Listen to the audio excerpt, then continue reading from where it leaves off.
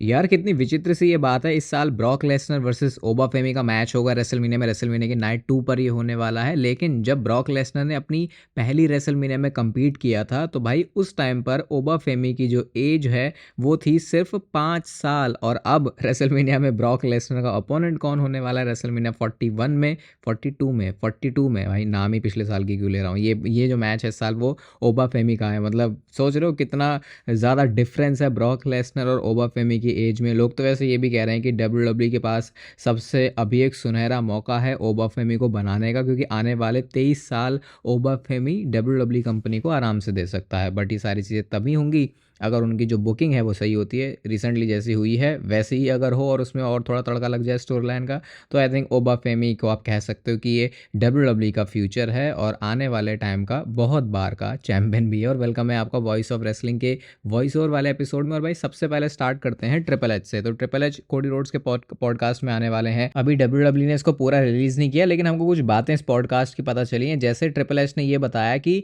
WrestleMania 40 से थोड़े time पहले ही ट्रिपल एच को फुल्ली डब्ल्यू का क्रिएटिव कंट्रोल मिला था। उससे पहले भले ही विंस मैकमैन डब्ल्यू कंपनी के साथ उनकी कोई पोजीशन नहीं थी, बट स्टिल वो क्रिएटिवली चीज़ों को चलाते थे। तो मतलब ये बात भी पता चल गई कि रेसलमेनिया 40 से थोड़े टाइम पहले ही विंस मैकमैन का वो जो रोल है डब्ल्यू कंपनी से वो हटा था। और अगर आप रेसलमेनिया 40 के बाद की डब्ल्यू को देखोगे और उससे पहले की डब्ल्यू को देखोगे तो भैया आपको पता है फिर चीज़ें काफ़ी ज़्यादा अलग हैं। और वो इस बारे में भी बात करते हैं कि कैसे, क्योंकि क्रिएटिव हेड वो हो चुके हैं, तो एक तरीके से कैसे उनकी रिस्पॉन्सिबिलिटी पे वो अकाउंटेबल भी होते हैं इस चीज़ के लिए कि चीज़ें सही हो रही हैं या फिर नहीं हो रही। और बातों से भाई ट्रिपल एच की मतलब जिस तरीके से वो आई सामने, ऐसा लग रहा है कि उस पोजीशन पे उनको बर्डन तो बहुत बहुत ज़्यादा है। फिर उन्होंने इस बारे में भी जवाब दिया कि कैसे लोग सोशल मीडिया पे बात करते हैं इस बारे में कि यार इतना तो सिंपल है, इस चीज़ को तुम्हें ऐसे बुक कर लेना चाहिए। लेकिन ट्रिपल एच ये कहते हैं कि वो रियल वर्ल्ड नहीं होता। बहुत सारे सिनेरियो और भी देखने पड़ते हैं कि सामने वाले बंदे का उसके ऊपर क्या थॉट है, क्या इसमें इंजरी भी बीच में कहीं पे आ रही है, क्या वो उस जगह पर करना सही है। जो कि सही बात भी है, क्योंकि आपको हर तरीके से हर किसी को खुश रखना है। यहाँ पे बात सिर्फ स्टोरी लाइन की नहीं होती, यहाँ पे बात ये भी होती है कि वो कौन सी जगह पर है, फिर जो अपोनेंट है वो उसके बारे में क्या सोच रहा है। मतलब वही बात है, विंस मैकमैन के लिए मुझे लगता है चीज़ें फिर भी थोड़ी आसान इसीलिए थी क्योंकि वो कंपनी का मालिक भी था और साथ में वो क्रिएटिव हेड भी था, तो उसको किसी को जवाब नहीं देना होता था। लेकिन ट्रिपल एच उस अच्छी पोजीशन में नहीं है। But that does not mean कि आप रेसलमेनिया के टाइम पे स्टोरीज़ को ऐसे बुक करोगे, तो वो उसका कोई एक्सक्यूज़ भी नहीं हो सकता। फिर उन्होंने एजे स्टाइल्स के बारे में भी कमेंट किया कि कैसे हम चाहते थे कि एजे स्टाइल जो है हमारे क्रिएटिव मीटिंग्स में बैठे, जैसा हमने अनरियल में देखा है। लेकिन फिर ट्रिपल एच ने ये बताया कि एजे स्टाइल्स को वो वाली चीज़ इतनी पसंद नहीं आई, तो फिर उनका काम जो है इस समय टैलेंट्स को रिक्रूट करने का है। तो भाई ये भी देखो एजे स्टाइल्स को भाई वो मतलब उनका बिल्कुल ट्रू लव है वो प्रोफेशनल रेसलिंग से, क्योंकि वो जो काम उन्हें मिला था वो ऐसा काम है जो हर कोई करना चाहता है। क्योंकि आप जो चीज़ें बुक कर रहे हो वो आपको स्क्रीन पर दिखेगी, वो टीवी पर दिखेगी, आप सुपरस्टार बना सकते हो। लेकिन एजे स्टाइल्स को लगा भैया ये वाला काम तुम ही लोग कर लो। उन्होंने फिर अपने दूसरे काम करे जो कि अभी टैलेंट्स को रिक्रूट करने का है। बाकी और भी बातें आएंगी भी ट्रिपल एच की इस पॉडकास्ट से। और मैं तो ये पूरी जो सिचुएशन चल रही है उसके बारे में भी कुछ सुनना चाहूँगा। क्या पता अगर ट्रिपल एच ने कुछ बोला हो तो मे बी हमको कुछ इंसाइट्स मिल जाएँ, या फिर कई बार चीज़ें बताई नहीं जाती, वो बातों से समझ में आ जाती हैं। तो वो उस काम को करने के लिए भी हम लोग माहिर हैं। तो देखते हैं ट्रिपल एच की ऐसी बातें कुछ आती हैं इस पॉडकास्ट से या फिर नहीं। सीएम पंक को अप्रिशिएट कर लेते हैं भाई। आप ये फ़ोटो देखो और इसमें देखो आप कैसे एईडब्ल्यू में जब थे सीएम पंक तो कैसे नज़र आ रहे हैं, और जब उन्होंने अपने फिज़ीक पे अच्छा काम किया भाई तो ये बंदे में ज़मीन आसमान का फ़र्क आ चुका है। और मज़े की बात यह है कि उन्होंने अपनी एज बढ़ने के साथ ये काम किया है। डेफिनेटली अगर सीएम पंक जैसे अभी जैसे एडब्ल्यू में दिख रहे हैं वैसे दिख रहे होते तो जो रोमन रेंस और सीएम पंक का मैच है रेसलमेनिया का, उस वो कैसा ही फील होता भाई। इसी से देख लो कितना बड़ा असर पड़ता है कि आप दिख कैसे रहे हो, वो चीज़ बहुत ज़्यादा मैटर करती है।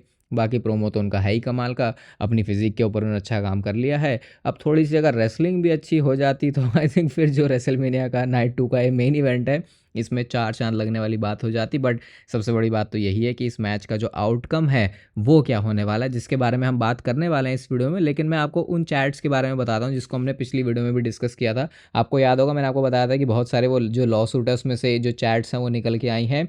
और इन पूरी चैट्स को अगर मैं आपको समराइज़ करके बताऊं तो भाई हमें पता है यहाँ पे ये चला है कि 2023 दिसंबर में एक प्राइवेट जेट में एक साथ सीएम पंक और विंस मैकमैन दोनों ने ट्रैवल किया था।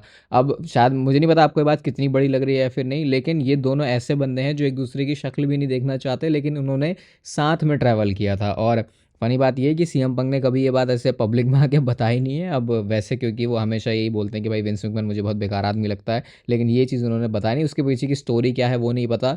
लेकिन ये जो चैट्स में सुनने में आ रहा है, दिखने में आ रहा है, सबसे पहले तो ये कि भैया साँठ-गाँठ बहुत अच्छी है निक खान और ट्रिपल एच की। और जैसा हमने इंटरव्यूज़ में सुना भी है कि ट्रिपल एच कहते हैं कि भाई जीनियस ब्रेन है एक निक खान का। और इन सारी चैट्स को देख के पता है एक चीज़ ये भी क्लियर हो जा रही है कि कैसे ट्रिपल एच को बिल्कुल भी पसंद नहीं आती ये चीज़, वो बहुत अनकंफर्टेबल हो जाते हैं अगर विंस मैकमैन अराउंड हो उनके। यहाँ पे चीज़ों की बात हो रही है डब्ल्यूडब्ल्यू में, मतलब उनके पर्सनल रिलेशन की बात नहीं हो रही, यहाँ पे सिर्फ प्रोफेशनल रिलेशन की बात हो रही है कि जैसे जैसे विंस मैकमैन का नाम कहीं पे भी आ जा रहा था, वो सिट्टी पिट्टी गुल होने वाला हिसाब किताब लग रहा था ट्रिपल एच को। और बार बार निक खान से पूछ रहे अच्छा ऐसा क्यों हो रहा है, वैसा क्यों हो रहा है। तो वो सारी जो अनकंफर्टेबल हो जाते हैं ट्रिपल एच, वो हमें इन चैट्स में भी चीज़ें दिखी हैं। फिर इस बारे में भी डिस्कस हो रही है। मतलब विंस मैकमैन यहाँ पे काफ़ी ज़्यादा कॉन्वर्सेशन में इन्वॉल्व हैं। जो चीज़ें सामने आई हैं, केस मैंने आपको बता ही दिया, वो यही वाला है कि विंस मैकमैन ने कंपनी टीकेओ को इसीलिए बेची अपनी, क्योंकि उनको भले ही रेट अच्छा मिला या फिर नहीं, जो कि इन्वेस्टर्स के साथ दगाबाजी थी, उनको अपना ज़्यादा उसमें फ़ायदा नज़र आ रहा था कि अगर ये टीकेओ को मैं बेच देता हूँ तो फिर मैं अपने आगे कंपनी को चला सकता हूँ, इस पर मैं कंट्रोल रख सकता हूँ। तो ये कुछ चैट्स थी यहाँ पे जो हमें पता चली। और लोग यहाँ पे थोड़ा इस बारे में भी कमेंट कर रहे हैं कि कितना जेनजी स्टाइल है ट्रिपल एच के चैट्स में बात करने का, क्योंकि वो के ओके को जैसे के लिखते हैं और लेमी ये सारी चीज़ों का यूज़ कर रहे थे, जो कि पता नहीं, मुझे नहीं लगता कि इतना कोई बात बनाने वाली बात है। चैट्स में कोई बंदा कैसे काम कर रहा है, बट वही है कि जब चीज़ें बाहर आ जाती है तो हर किसी को फिर उसके बारे में अपना ओपिनियन देना है, जैसे कि इस समय मैं आपको दे रहा हूँ। क्रिस जेरिको की बात कर लेते हैं। तो मैंने आपको कुछ दिन पहले बताया था कि भाई वो एडब्ल्यू में आ चुके हैं और आज उन्होंने अपना लिस्ट वाला जो गिमिक है उसको वो वापस लेके आ चुके हैं। रिकोशे उनके सामने होते हैं और उन्होंने बोला वही चिल्लाते हुए, you just made the list, और ऐसे करके फिर क्राउड जो है वहाँ पे काफ़ी उस पर अच्छा रिएक्शन भी देता है। इस समय बेफेस वाला कैरेक्टर क्रिस जेरिको प्ले कर रहे हैं और क्रिस जेरिको को भी अप्रिशिएट करना पड़ेगा भाई, अपनी अपीयरेंस के ऊपर उन्होंने बहुत काम किया। एक टाइम पे वो ऐसा लग रहा था कि भाई अब तो इसे रिटायर ही हो जाना चाहिए। वैसे तो रिटायरमेंट की एज है क्रिस जेरिको की, लेकिन अभी भी उनके अंदर इतना फ्यूल बाकी है कि वो इस चीज़ को ऐसे कैरी कर पा रहे हैं। यहाँ पे आपको इसको अप्रिशिएट करना पड़ेगा और ये आप तभी कर पाते हो जब आप अपने न्यूट्रिशन का ध्यान दो, जिसके लिए नेचुरल टीन का लिंक है आपके लिए डिस्क्रिप्शन में आर पंत वाले कोड के साथ में। इस ट्वीट को देखो जहाँ पे लास्ट ईयर जिन लोगों ने रेसलमीनिया को अटेंड करी थी वो पॉसिबली इस साल रेसलमीनिया को मिस करने वाले हैं। उसमें नेम्स आप देख सकते हो, टिफनी स्ट्रैटन भैया लास्ट ईयर ये चैंपियन थी, इस बार तो इनका पता ही नहीं है कि ये कहाँ पे हैं। सेम गोज़ फॉर इयो स्काई। डेमन प्रीस्ट भी नहीं होने वाले हैं, न्यू डे भी यहाँ पे नहीं है, वॉर रेडर्स। नेओमी का तो चलो अपना जो अभी उनका बच्चा है उस वजह से उन्होंने ब्रेक लिया है। रे Phoenix, Chad Gable, Bianca Blair, चलो वो भी इंजर्ड है। रकेल, एजे स्टाइल्स जो रिटायर हो चुके हैं, जो हेनरी, और साथ में ब्रॉन ब्रेकर। तो ये वो नेम्स है जिन्होंने लास्ट ईयर रेसलमीनिया को अटेंड किया था, लेकिन इस साल ये रेसलमीनिया में नहीं आने वाले। और कुछ लोगों को लेके तो फैंस की जो गुस्सा है वो और ज़्यादा है। और एक चीज़ तो मैं यहाँ पे देख के फिर पता चल भी रही है कि भाई डेवन प्रीस्ट का तो बस हो लिया, डब्ल्यूडब्ल्यू ने गिव अप कर दिया है डेवन प्रीस्ट के ऊपर। अब जैसे कोफी किंगस्टन के बारे में हम लोग कहते हैं ना कि कभी वो दोबारा चैंपियन नहीं बनेगा, वर्ल्ड चैंपियन नहीं बनेगा, यही सेम बात अब आप डेवन प्रीस्ट के लिए भी कह सकते हो, क्योंकि वो बुकिंग देख के समझ भी आ रहा है कि डब्ल्यूडब्ल्यू को खुद भी पता चल गया कि वो एक फेल्ड एक्सपेरिमेंट था। मे भी पोटेंशियल थी, आप बोल सकते हो। अगर डेवन प्रीस्ट में कमी नहीं है तो फिर डब्ल्यूडब्ल्यू ने जिस तरीके से उनको बुक किया शायद उसमें कमी होगी। क्या चल रही है इस समय डब्ल्यूडब्ल्यू की रेसलमेनिया के टिकट्स, उसकी भी बात कर लेते हैं। तो भैया नाइट 1 अभी भी 40,000 को टच नहीं कर पाया है, ये 39,300 के आसपास अभी झूल रहा है। और नाइट 2 इसने 40,000 क्रॉस कर लिया है और ये पहुंच गया है 41,000 से ऊपर। और भाई इस स्टेडियम के अंदर अगर डब्ल्यूडब्ल्यू ज़्यादा से ज़्यादा लोग बैठाने वाली थी तो वो 68,000 हो सकते थे। और डब्ल्यूडब्ल्यू वो चीज़ करती ही करती, लेकिन बात वो हो गई कि भैया 68,000 तो छोड़ो, जितनी इन्होंने कैपेसिटी अभी करी हुई है उतने भी टिकट्स नहीं बिक रहे। और अगर आपको पता होगा तो डब्ल्यूडब्ल्यू ऐसे भी करती है कि वो लास्ट मोमेंट पे जो टिकट्स हैं उनको बढ़ा देती है, मतलब जो जो अटेंडेंस है, जो सीट है, उसको बढ़ा देती है। और वो करने से क्या होता है, वो करने से ये होता है कि डब्ल्यूडब्ल्यू और टिकट्स बेच पाती है। लेकिन इस बार तो भैया जो टिकट्स पहले रखी थी वही नहीं बिकी, तो अब क्या ही बोल सकते हैं इस बारे में। वो तो हमें पता ही है, टिकट प्राइसेस के जो रेट हैं वो इतने हाई थे और ऊपर से स्टोरी भी अच्छी नहीं थी। जल्दी से मैं आपको अल्बर्टो डेल रियो के बारे में भी बता देता हूँ। तो भैया जो भी उनके डब्ल्यूडब्ल्यू में आने के अगर आपके कभी अरमान भी थे तो उनको पूरी तरह से आप तहस नहस कर सकते हो, क्योंकि हुआ कुछ ऐसा, इससे पहले भी वो केसेस वगैरह में फंसे हुए थे पेज के साथ वाला, और उसके बाद भी उनकी बहुत सारी चीज़ें हुई हैं। और अब जो है 8 से 20 साल का उनको प्रिजन सेंटेंस मिल सकता है, अभी जिस तरीके के डोमेस्टिक वायलेंस के अंदर वो फंसे हुए हैं। तो भाई मतलब आप अल्बर्टो डेल रियो को अपने दिमाग से निकाल सकते हो। ये बात मैंने जस्ट आपको यहाँ पे बताई है ताकि आपके दिमाग में कभी भी ये चीज़ ना रहे कि आप एटलीस्ट डब्ल्यूडब्ल्यू में अल्बर्टो डेल रियो को देखने वाले हो, क्योंकि ट्रिपल ए की वजह से ऐसा लगा था, ट्रिपल ए प्रमोशन की वजह से, कि शायद ये चीज़ हो सकती है। इस हफ्ते की जो मंडे नाइट रॉ का एपिसोड गया भाई, डब्ल्यू ने इंटरनली इस एपिसोड को एक नेम दिया है, मतलब ऐसे करके जैसे वेब सीरीज़ होती है तो वेब सीरीज़ में जैसे होते हैं ना कि अलग अलग एपिसोड्स के नेम, वैसा इंटरनली इसको नेम दिया गया है और इसका नेम है a deal with the devil. और ये नाम किस लिए दिया गया है? ये नाम इसलिए दिया गया है क्योंकि वो पॉल हेमन और गुंथर के बीच में जो हमने सेगमेंट देखा था जहाँ पे गुंथर कहता है कि भैया तू मेरे को सिर्फ एक थैंक यू नहीं और भी सारी चीज़ें ओ करता है, जिसके बारे में स्पेकुलेशन के बारे में हम लोग डिस्कस कर चुके हैं। तो शायद डब्ल्यू ऐसे इसको नेम देने वाली है अब आगे एपिसोड्स में, बाकी क्लियर नहीं है, ये तो जस्ट अभी डब्ल्यू ने इसको नाम दिया है तो मैंने आपके साथ शेयर कर दिया। लेकिन मैं ये सोच रहा हूँ कि भैया ऐसे नाम देने के लिए आपको फिर शो पे अच्छी स्टोरीज़ को भी तो लिखना पड़ेगा, लेकिन क्या वो चीज़ करने में आप लोग समर्थ हो? क्या आप वो चीज़ करने में आप लोग सक्षम हो?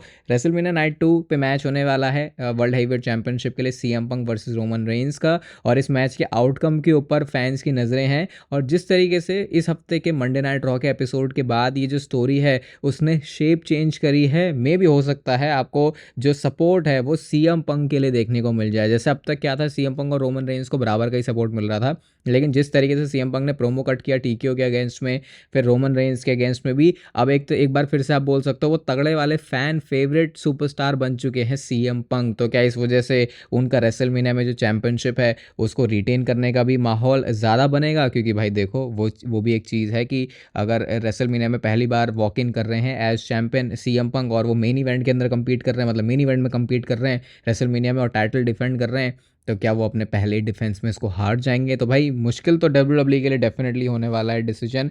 बट बात वही है कि हमने रोमन रेंस के पास जब लास्ट टाइम चैंपियनशिप देखी थी तो ये बात थी कि उस समय डब्ल्यूडब्ल्यू के दिन अच्छे हो गए थे, तो सिर्फ उसी उम्मीद से मुझे लगता है कि अगर टाइटल चेंज हो रहा है तो फिर शायद स्टोरीज़ बेटर होंगी। लेकिन बात वही है कि अगर रोमन रेंस छुट्टियों पर है स्टोरीज़ तब भी बेटर नहीं होती हैं।